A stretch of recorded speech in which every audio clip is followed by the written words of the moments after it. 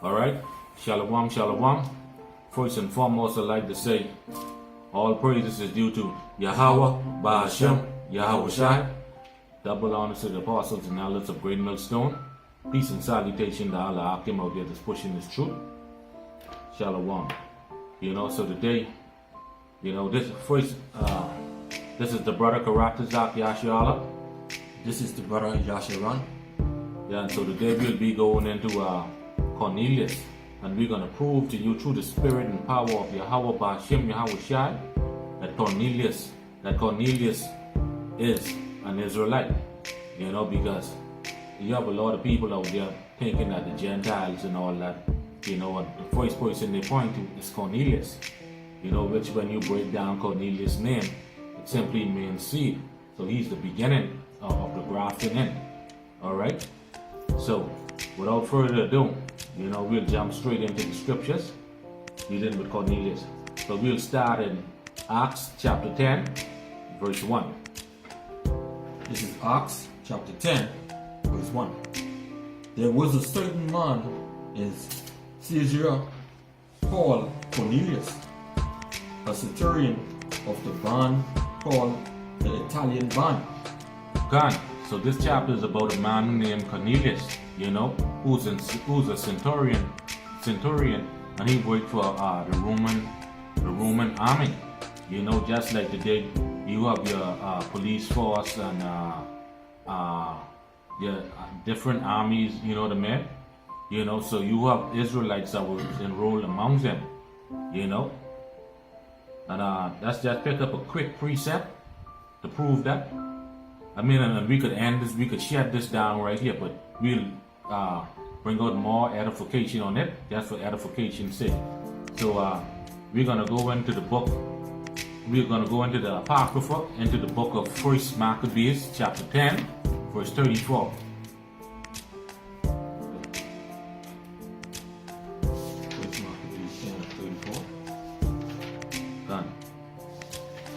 They confused when they see the Italian band, a centurion, and they have family over there in the U.S., who's a part of the U.S. Army. So does that mean he is an actual white man? No. All right. 1 Maccabees chapter 10, 36. I will further that there be enrolled among the king's force about 30,000 men of the Jews, unto whom pay shall be given, as belongeth to all the king's forces. See that? So he enrolled about 30,000 Jews among the king's forces, right? So basically, we could shut that down right there. All right. The blade has already been, the blood has already been dried up of the blade, and the blade is back in the sheath. Alright? So, but we're going to go through this and we're going to bring out more edification. Alright? So now we understand that that's one point there. So, moving along, we're going to go back into Acts chapter 10, verse 2. Alright? This is Acts chapter 10, verse 2. A devout man, and one that feared the Most High with all his house, which gave much alms to the people, and prayed to the Most High always. Right?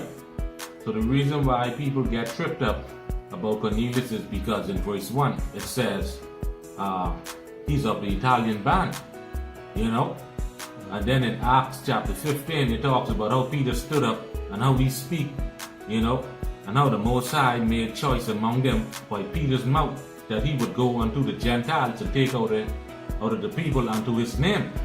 So people think that Cornelius is of another nation, and the first clue to prove that it's not talking about the heathen, and that Cornelius is an Israelite, we're going to read verse 2 again. That's got a first clue. Right? A devout man, and one that feared the Most High with all his house, which gave much alms to the people, and prayed to the Most High always. Right? So now let's look up that word devout in the Greek. you know, and it's G2152. It says, pious, dutiful, right?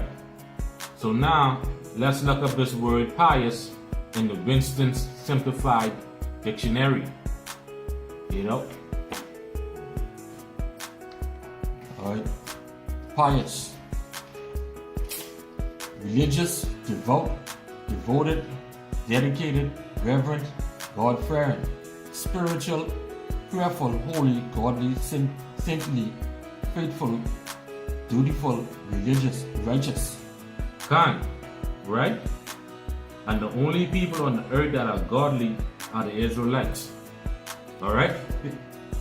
So, and to prove that we are the saints, you know, and to prove that we are the saints, we're gonna go to Psalms 148,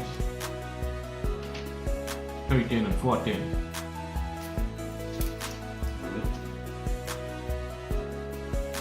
Psalms chapter 148, verse 13 and 14. Let them praise the name of Yahawah, for his name alone is excellent. His glory is above the earth and heaven. He also exalted the horn of his people. Praise the praise of all his saints, even the children of Israel, a people near unto him. Praise ye Yahawah. Right. And that proves that the saints are the Israelites.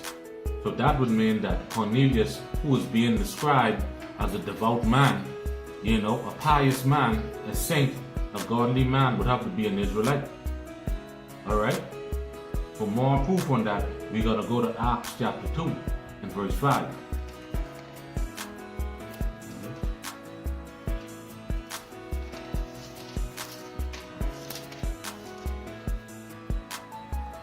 Acts 2 and 5. And there were dwelling at Jerusalem Jews, devout men, out of every nation under heaven. Come, right? Okay, so this was on the day of Pentecost, right? So the Jews were being described as devout men. It never talks about a heathen being described as devout men. Nowhere in the scriptures that the heathens were being described as devout men. No. So they're not the people near to the Lord. No. All right. So those men, so those are the first clues. All right. So now we're gonna go back to Acts chapter 10 and we pick it up verse 3 and 4. All right. Acts chapter 10, verse 3 and 4. He saw in a vision, evidently about the 9th hour of the day, an angel of the Most High coming to him and saying unto him, Cornelius. And when he looked on him, he was afraid and said, What is it, Lord? And he answered unto him, Thy prayers and thine alms are coming up for a memorial before the Most High Power YAHAWAH. Come, right? So Cornelius had been praying and been giving alms, you know, and it came as a memorial to the Most High YAHAWAH. And the scripture says in Proverbs that the sacrifice of the wicked is an abomination to the Lord. Come. See what I said? As a matter of fact, let's just get a quick precept on that. Proverbs 15 and 8. We know that the sacrifice of the wicked is an abomination to the Lord. Mm-hmm. So none of you heathens could offer up no sacrifice to the Most High. Are you serious? Proverbs 15 and 8. The sacrifice of the wicked is an abomination to YAHAWAH, but the prayer of the upright is his delight. Gone, right? So that's another proof that Cornelius can't be a heathen, okay? Because his sacrifice and his alms was supposed to be an abomination to the Lord, and the Lord would have never sent an angel to him. All right, right.